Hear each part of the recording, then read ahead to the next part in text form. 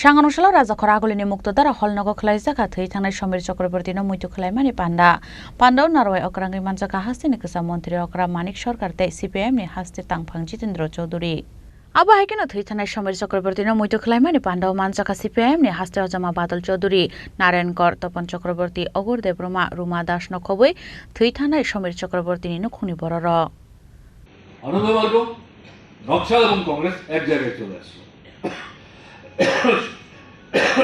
সবারই প্রধান আক্রমণের কেন্দ্রস্থল হচ্ছে ত্রিপুরা রাজ্য ছাত্র federation, TSF, popularly SF,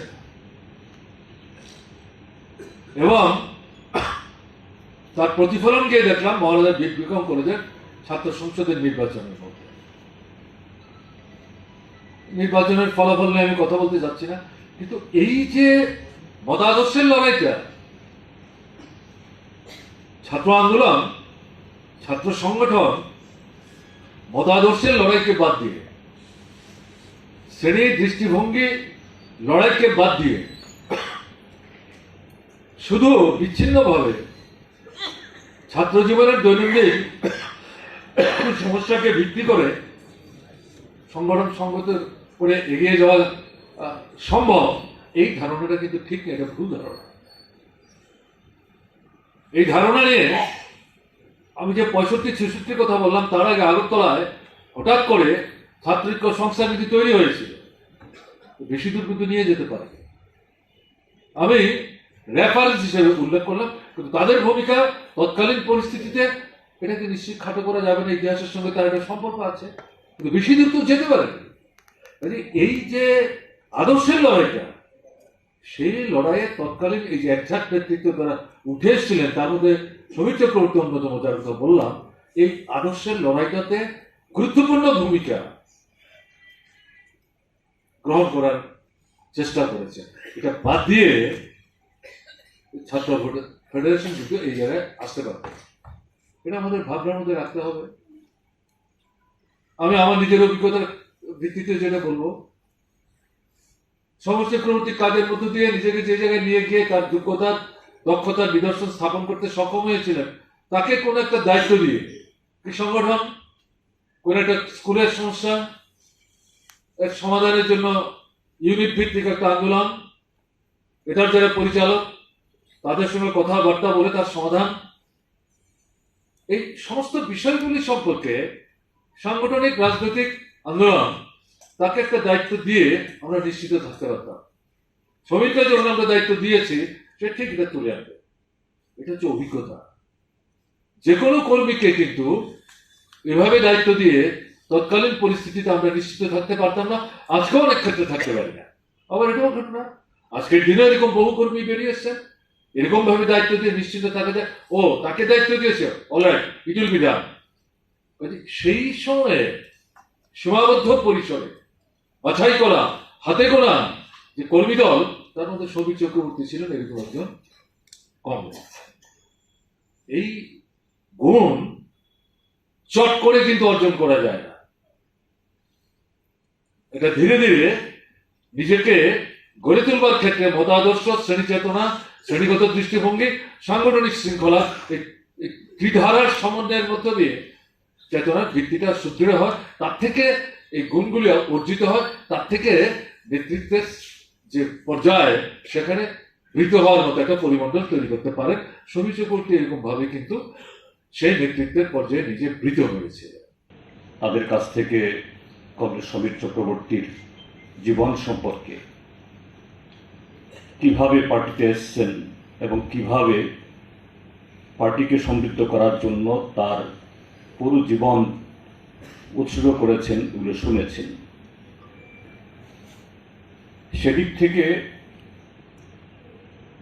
comrade Samir চক্রবর্তীর সাথে শুরুর দিক থেকে আমার পরিচয়, মানে পরিচিতি লাভের সুযোগ ছিল না, কেননা আমার পার্টিতে আসা এবং সময়টা একটু ভিন্ন জায়গাতে।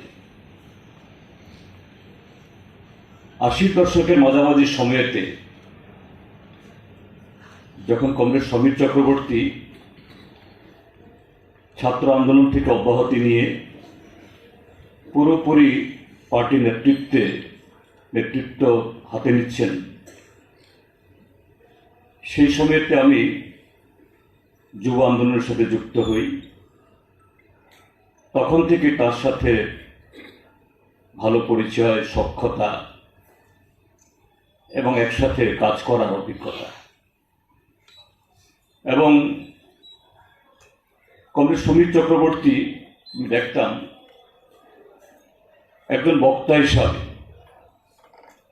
যে কোনো পরিস্থিতিতে, যে কোনো বিষয়ে এত সুন্দরভাবে শ্রোতাদের কাছে তার প্রেক্ষাপটটা তুলে ধরতে পারতেন। এটা যে কোনো একজন সংগঠক, যে কোনো একজন কর্মীর কাছে এটা একটা বড় গুণ। এবং এভাবেই তিনি সাধারণ মানুষের মধ্যে বা যে গণসংগঠনের সাথে যুক্ত হয়েছেন, পার্টির নেতৃত্বে এসছেন, সেভাবেই জনপ্রিয়তা লাভ করতে পেরেছেন এবং পার্টিকে গড়ে তোলার ক্ষেত্রে অনন্য অবদান রেখেছেন। এবং তার সাহসিকতার পরিচয়ও আপনারা শুনেছেন তার পুত্রের কাছ থেকে। আমরাও তার কিছুটা প্রত্যক্ষ করেছি, যে বিশেষ করে 88 থেকে 92 ইংরাজি, সেই সময়েতে আরেকটা যে দুর্যোগের দিন আমরা কাটিয়েছিলাম, সে সময়তে কিভাবে এই আদাফেসির সন্ত্রাসকে রুখে গণ আন্দোলনকে, পার্টিকে গড়ে তোলার, রুখে দাঁড়ানোর ক্ষেত্রে সামনে দাঁড়িয়ে তিনি ভূমিকা নিয়েছেন।